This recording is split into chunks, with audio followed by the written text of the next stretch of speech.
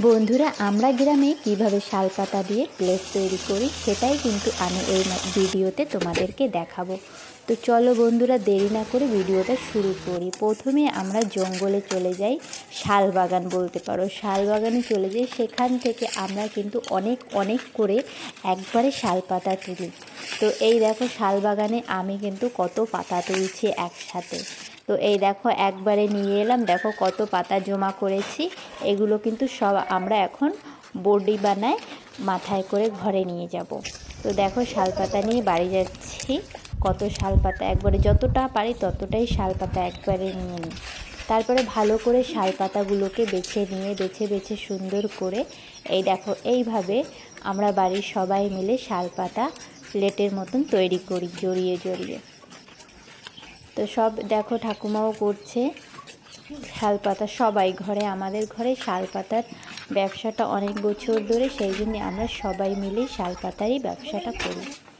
এই দিকটা দেখো, আমিও করছি শালপাতা দিয়ে। দেখো একবারে প্লেটের মতনই বানাই, তারপরে কিন্তু এটা কাটিং করা হয়। তো আগে শালপাতার মতন প্লেটেরই একটা সাইজের বানিয়ে নেব, তারপরে সেটাকে আমরা রোদ্রে শুকো দেব।